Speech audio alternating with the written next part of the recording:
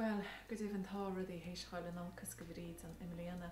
Tás an si má go leor tá sipa a rostarúnaice agus tá sipa má choléice, agus cé go rudí dachar leis an recession. Tá si déanana má go leor ach fáin si gléochan sin ó na drothar cuiomháin agus tá sé hééis an béalann seáil agus tá sé tí Michelin star aáil agus tá sé cuairtú an éisteocht. So dar le bríd agus dar le cuiomhan is deis iontacha se agus tapíonn sin deis. Agus leis go fadaí an ggur tepan ar méling agus cáilinn sin thegad sin ar fad agus is agad mhór bhíon sin is overdraft an tufa tááilte. So stoi go bin tús le feib na bríd an áíre agus téí an alcas sin amach de. Ach bhí sé me sécha lá amsalí bagúnaí? Well, cash on delivery bháin se. Ach jou sem íciocht ba líon an cash and carry trá.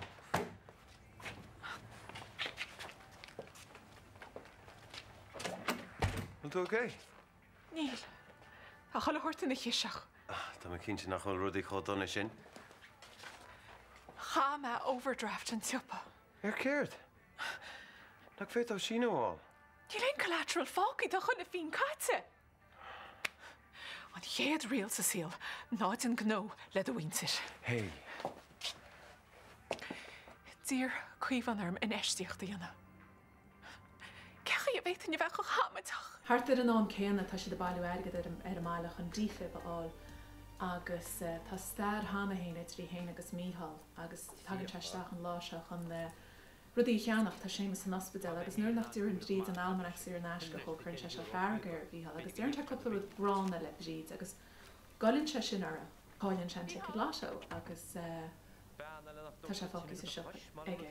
Agus an chéad smaoinetá bríd ná ticket a chuirt aráistar nó agus rinseach a tráid. Ach dúirn te coppla rodile le muid a tráid nach chud chudáisisin agus galinn seara. So ag go buinte sin ní thuann sin ticket aráisteach, ní an cinine sin san teice go bhfuil si go le chuneal. Agus is dói de réir chéann sin agus an táma go le rá, Tásan si smaoinú faoi agus is dói go freigar na feibanna in na lá leis an ticket seo. Agus stoi tá sé ceap bhfuil ní se chuí deireg ní chu a ticket cáilteige. Ní se chuí deireg gur brúis an láte fiú, so bhfuil me naíidir in na mó an domarste má chuine me se. Agus well sin na hocrinn sé dhéanana. Sin farir fan cahallamach faoin ticket agus gur le míchail an ticket agus gur bríd an ticket a bhaid.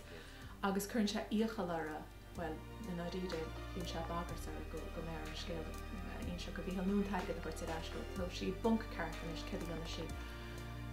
So it's a case of robbing Peter to pay Paul.